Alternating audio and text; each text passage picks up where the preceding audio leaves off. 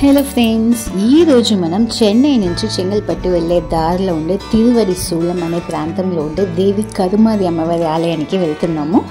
ఈ గుడి చెంగల్పట్టు బస్టాండ్ నుంచి ఒక 5 కిలోమీటర్ డిస్టెన్స్లో ఉంటుంది.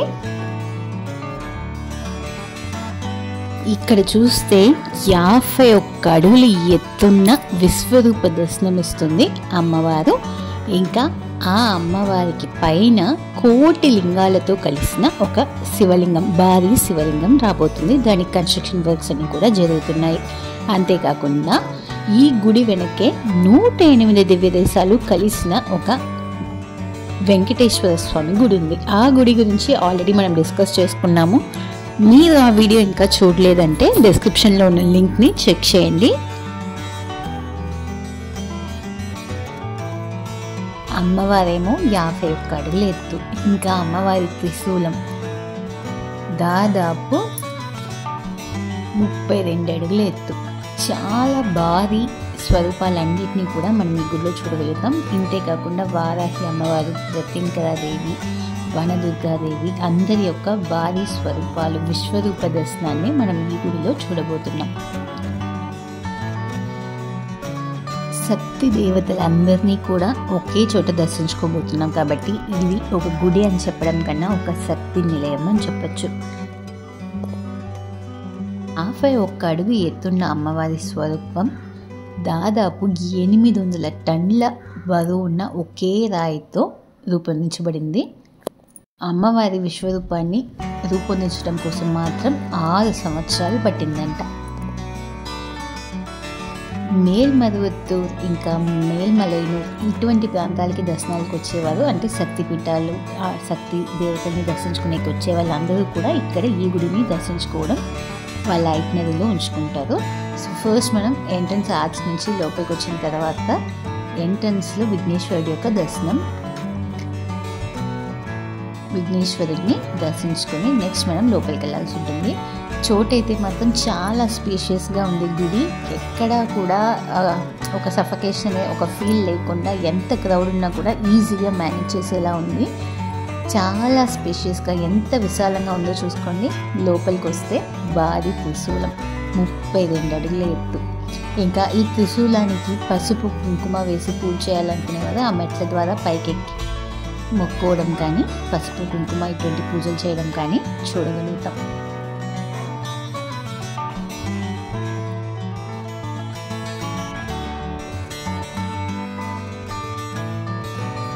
చెంగల్పట్టు నుంచి, తిరుపూర్ నుంచి ఇక్కడికి టౌన్ బస్సెస్ ఉన్నాయి. అన్నీ కూడా 1 అవర్కి వన్స్ మాత్రమే బస్సెస్ ఉన్నాయి. అండ్ అక్కడి వరకు చెంగల్పట్టు వరకు, తిరుపూర్ వరకు రీచ్ అవ్వడానికి మెయిన్ రోడ్స్ చాలా బాగున్నాయి. లోపల గుడి సరౌండింగ్స్లో రీచ్ అవ్వడానికి రోడ్స్ అన్నీ చాలా నేరోగా ఉన్నాయి. అంత వెల్ డెవలప్డ్గా కూడా లేదు కాబట్టి కొంచెం కష్టం అవుతుంది లోపలికి రావడం, రీచ్ అవ్వడం. సో ఓన్ వెహికల్ ఉన్నవారైతే ఈజీగా వచ్చేయచ్చు. అలా లేదు, మీరు పబ్లిక్ ట్రాన్స్పోర్ట్ తీసుకుంటున్నారంటే మీకు ట్రావెలింగ్ టైం అయితే చాలా పడుతుంది. ఇంకా బస్ కోసం వెయిట్ చేయాలి. ఇక్కడ ఊబర్, ఓలా ఇటువంటి ఫెసిలిటీస్ కూడా చాలా తక్కువ ఉన్నాయి కాబట్టి మీరు ట్రావెల్ ఇక్కడికి రావాలనుకుంటే వీలైనంత వరకు ఓన్ వెహికల్స్ ప్రిఫర్ చేయండి. లేదా చెంగల్పట్టు, తిరుపూరు నుంచి ఆటో మాట్లాడుకుని up and down return drop చేసే వరకు మాట్లాడుకున్నారంటే మీకు ఈజీ అవుతుంది. ఈ గుడికి పక్కనే భైరవుడి యొక్క ఈ గుడి కూడా ఉంది. ఆ గుడి కూడా ఆల్రెడీ మన ఛానల్లో డిస్కస్ చేసుకున్నాము. మీరు ఇదివరకు ఆ వీడియో చూడలేదంటే అది కూడా డిస్క్రిప్షన్లో ఇస్తాను, చెక్ చేయండి. సో ఈ గుడికి వస్తే మీరు తప్పకుండా దర్శించుకోవాల్సిన గుడి 108 దివ్య దేశాలు కలిపిన వెంకటేశ్వర స్వామి, ఇంకా భైరవుడి గుడి. ఇక్కడ మనం చూడబోతున్నదైతే భైరవుడి యొక్క విశ్వరూపం. స్వామివారిని శ్రీ వక్ర నివర్తి అష్టభుజ కాల భైరవుడిగా పిలుస్తారు. సో భైరవుడి యొక్క నిలువెత్తు స్వరూప దర్శనం చేసుకుంటున్నాము. ఇక్కడ మనం భైరవుడి యొక్క సన్నిధిలో ఉన్నాము. కానీ ఈ గుడికి వెనకే ఒక 1 కిలోమీటర్ డిస్టెన్స్లోనే భైరవుడి యొక్క చాలా పెద్ద గుడి ఒకటి ఉంది. ఆ గుడి దర్శనాన్ని కూడా పొందండి.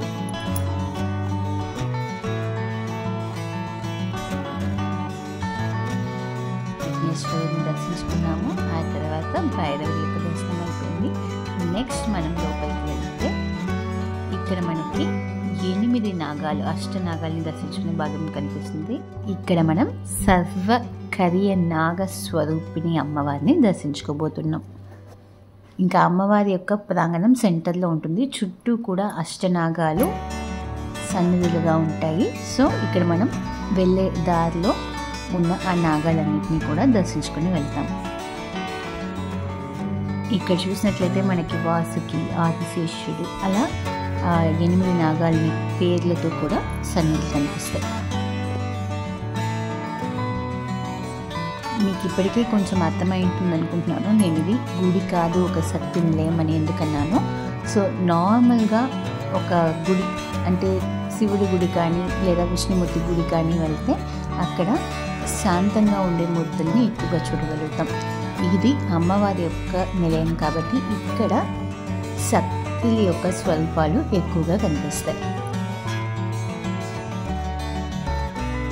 శక్తి నిలయం అంటున్నానని ఉగ్రంగా ఉంటారు అమ్మవారు అని ఏం లేదు. అమ్మవారు కూడా ఇక్కడ శాంతంగానే కనిపిస్తున్నారు. ఇంకా నేను చెప్పిన వారాహి అమ్మవారు, ప్రత్యంకరాదేవి, వనదుర్గ అందరూ కూడా చాలా శాంతంగా మనకి దర్శనమిస్తారు. ఇంకా సరస్వతీదేవి కూడా ఈ గుడిలోనే దర్శనమిస్తుంది.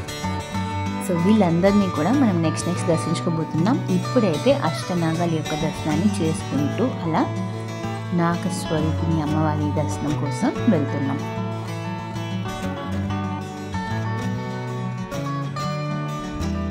చాలామంది మ్యారేజెస్ కాకుండా ఇబ్బంది పడేవారు, డిలే ఉన్న వారందరూ కూడా ఇక్కడ ఈ అమ్మవారికి పసుపు కుంకుమలతో అర్చన చేయడం, ఇంకా అమ్మవారికి ప్రత్యేకంగా దీపాలు పెట్టి మొక్కులు చెల్లించుకోవడం, ఇవన్నీ కూడా ఈ గుడిలో ఎక్కువగా గమనించాము మేమైతే. ఇంకా ఈ గుడిలో మనం అమ్మవారి యొక్క త్రిశూలాన్ని దర్శించుకుని వచ్చేటప్పుడు, భైరవ దర్శనానికి వచ్చేటప్పుడు మధ్యలో మనకి బియ్యాన్ని అమ్ముతున్న అంటే ఒక అంగడి కనిపిస్తుంది. బియ్యాన్ని డొనేట్ చేయమని చెప్పి వాళ్ళ స్టాల్ అక్కడ పెట్టారు. సో ఎవరైతే బియ్యం డొనేట్ చేయాలనుకుంటారో వాళ్ళు అక్కడ తీసి డొనేట్ చేయొచ్చు, లేదా మీరు తీసుకొచ్చి కూడా గుడిలో డొనేషన్ అనేది చేయొచ్చు. ఇప్పుడైతే నాగస్వరూపిణి అమ్మవారి దర్శనం పొందాము. ఇక్కడ పక్కనే దీపాలు అవి సేల్ చేస్తూ దీపాలు పెట్టండి అని చెప్పి సేల్ చేస్తున్నారు. మీకు వాటి మీద నమ్మకం ఉంటే వాటిని యూజ్ చేసుకోండి, లేదా మీరే ఇంట్లో నుంచి దీపం నూనె అవి తీసుకొచ్చి పెట్టినా కూడా పర్లేదు.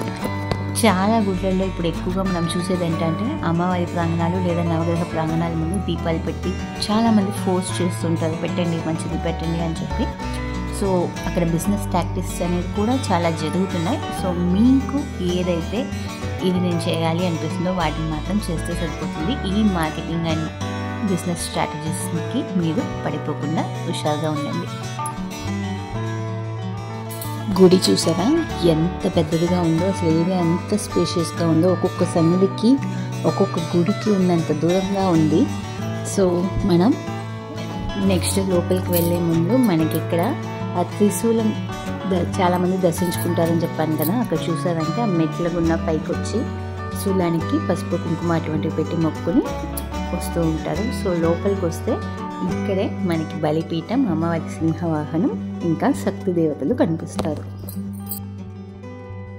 ఇక్కడ సెంటర్లో ఉన్న సింహము బలిపీఠము 51 అడుగులు ఎత్తున్న అమ్మవారి విశ్వరూపానికి నేరెదురుగా కనిపిస్తుంది. ఇంకా right and left hand side మనకి శక్తి స్వరూపాలు కనిపిస్తాయి. దాంతో ఫస్ట్ మనం ఇప్పుడు చూసేది వనదుర్గ అమ్మవారు. అమ్మవారు చాలా ప్రశాంతంగా, చాలా సంతోషంగా అలా చిరునవ్వుతో కనిపిస్తున్నారు. ఇక్కడ చాలామంది దీపాలు పెట్టడం గమనించాము. చూసారా సింహవాహనం ఎంత పెద్దదిగా ఉందో, అంటే భారీ స్వరూపం ఉన్న విశ్వరూప అమ్మవారికి వాహనం ఇక్కడ ఈ సైజులో పెట్టారు. ఆ తర్వాత మనం దర్శించుకునేది వారాహి అమ్మవారు. వారాహి అమ్మవారు కూడా చాలా ప్లెజెంట్గా అలా నవ్వుతూ శాంతంగానే దర్శనమిస్తున్నారు. శక్తి దేవతలందరూ శాంతంగా ప్రశాంతంగా అలా దర్శనమిస్తుంటే చూడడానికి చాలా చాలా హ్యాపీగా అనిపించింది. అందులో భారీ విశ్వరూప స్వరూపాల్ని దర్శించుకోవడం చాలా భాగ్యం అనిపించింది. చూడడానికి 2 కళ్ళు సరిపోనంత వైభవంగా ఉన్నారు అందరూ కూడా ఈ గుడిలో. ఇక్కడ నెక్స్ట్ మనకు కనిపిస్తుంది కదా, సో గుడి కన్స్ట్రక్షన్ పూర్తయితే ఇలా ఉంటుంది. అమ్మవారు కనిపిస్తున్నారు కదా, అమ్మవారికి నేరుగా సింహవాహనం, ఇంకా శివలింగం అమ్మవారి పైన కోటి లింగాలతో రాబోతుంది. సో ఇక్కడ సరస్వతి దేవి చాలా చక్కగా ప్రశాంతంగా నవ్వుతూ కనిపిస్తుంది. సో ఈ గుడి కన్స్ట్రక్షన్ పూర్తయితే ఎలా ఉంటుంది అన్న ఆ బ్యానర్ అక్కడ ఉంది కదా, సో దాంతోనే మనం చూడగలుగుతాం అమ్మవారిని, శివలింగాన్ని కూడా. ఇంకా ఇప్పుడైతే శివలింగం కన్స్ట్రక్షన్ జరుగుతోంది, అమ్మవారి కన్స్ట్రక్షన్ ఆల్రెడీ పూర్తయిపోయింది. సో ఇక్కడ మనం చూస్తున్నదైతే ప్రత్యంకరాదేవి అమ్మవారు చాలా పీస్ఫుల్గా కనిపిస్తున్నారు. ఇప్పటికైతే విశ్వరూపం ఉన్న కరుమారి అమ్మవారి దర్శనం మనం పొందడానికి కుదరట్లేదు, ఎందుకంటే వాళ్ళు కన్స్ట్రక్షన్ వర్క్స్ జరగడం వల్ల అటువైపు ఎవరిని పంపించడం లేదు. సో ఇక్కడ సింహవాహనం దగ్గర నుంచే అమ్మవారిని దర్శించుకున్నాము. దూరంలో కనిపిస్తుంది కదా కన్స్ట్రక్షన్, అదే యాక్చువల్గా అమ్మవారి యొక్క చోటు, ఇంకా శివలింగం అవన్నీ రాబోయే చోటు ఆ దూరంలో కనిపిస్తున్న ఆ కన్స్ట్రక్షన్ వర్క్స్ జరిగే ప్లేసే. ఈ కన్స్ట్రక్షన్స్ అన్నీ జరుగుతుండడం వల్ల గర్భగుడిలో ఉండే కరుమారి అమ్మవారు ఒక బాలాలయంలో కొలువై ఉన్నారు. సో అక్కడ అమ్మవారి దర్శనాన్ని మనం పొందొచ్చు, కానీ విశ్వరూప స్వరూప దర్శనానికి ఇంకా టైం పడుతుంది. శివలింగం కన్స్ట్రక్షన్ అంతా పూర్తయితే కానీ అమ్మవారి దర్శనానికి ఎవరిని అలో చేయరు. వీడియోలో చూపించలేకపోయాం, కానీ వీడియోలో అసలు కనిపించలేదు కూడా, చాలా దూరంగా కనిపించింది. అమ్మవారి యొక్క స్వరూపాన్ని చూడగలిగాము దూరం నుంచి. సో అమ్మవారిని కూడా దర్శించుకునేసాము, ఇంకా శివలింగం కోసం వెయిటింగ్. నెక్స్ట్ టైం శివలింగం కన్స్ట్రక్షన్ పూర్తయిన తర్వాత మళ్ళీ ఈ గుడికి వస్తాము. సో ఇక్కడ లోపల అమ్మవారి దర్శనానికి వచ్చిన చోట కూడా అక్కడ నూనె అభిషేకం చేయండి అని చెప్పి ఇక్కడ కూడా నూనెని సేల్ చేస్తున్నారు. 10 రూపాయలు ఇచ్చే వాళ్ళందరికీ కూడా ఆ దీపంలో నూనె పోసే ఛాన్స్ అనేది ఇస్తున్నారు. నెక్స్ట్ అలా లోపలికి వెళ్తే మనకి అమ్మవారి యొక్క దర్శనం.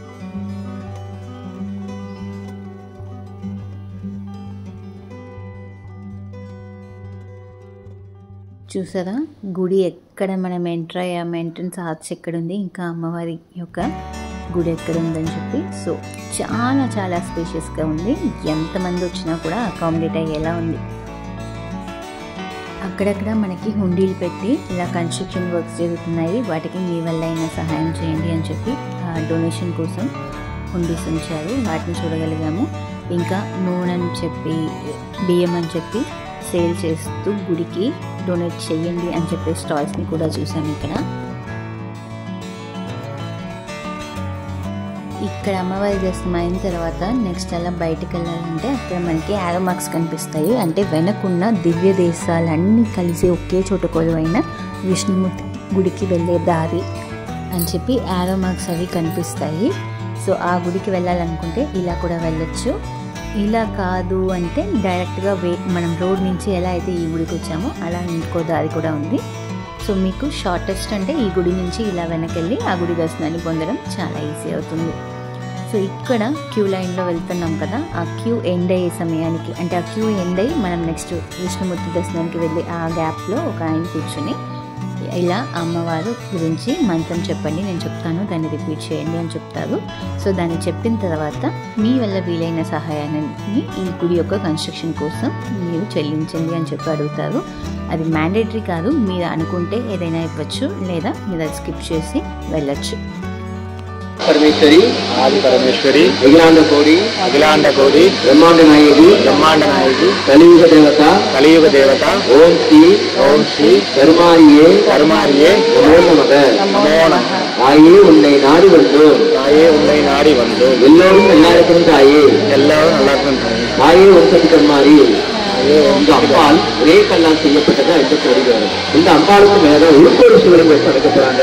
இந்த கோயில் கட்டுமான பணிக்கு உங்களால முடிஞ்ச வச்ச காணிக்க 50 ரூபாய் கையில காணிக்க வச்சு அம்பாள்கிட்ட வைத்து, தாயே என்னால முடிஞ்ச காணிக்க தரேன், என் குடும்பம் நல்லா இருக்கணும், குழந்தை நல்லா இருக்கணும், எல்லோரும் நல்லா இருக்கணும், உங்க பேரை கொடுக்குறீங்க, கொடுக்கலாமா வேண்டாமான்னு யோசிக்காதீங்க. ஏன்னா நீங்க கொடுக்குற ஒரு காணிக்கையும் இந்த கோயில் மகாலிங்க திருப்பணிக்கு உபயோகமா இருக்கும். பிரார்த்தனை ప్రస్తుతం అమ్మవారి స్వరూపం పర్ఫెక్ట్గా రెడీ అయిపోయిందని చెప్పాను కదా. సో పైన శివలింగం కన్స్ట్రక్షన్స్ ఇంకా జరుగుతున్నాయి. సో చాలా తొందరలోనే ఈ గుడి ఇలా కనిపించబోతోంది. ఇది ఫ్రెండ్స్ మన ఇవాల్టి వీడియో. ఈ వీడియో మీకు నచ్చినట్లయితే తప్పకుండా లైక్ అండ్ షేర్ చేసుకోండి. ఇంకా మా ఛానల్కి మీరు సబ్స్క్రైబ్ చేసుకోలేదంటే తక్షణమే సబ్స్క్రైబ్ చేసుకొని పక్కన ఉన్న బెల్ బటన్ని క్లిక్ చేసుకోండి. ఇలా వీడియోస్ వేస్తే మీకు అలా నోటిఫికేషన్స్ వచ్చేస్తాయి.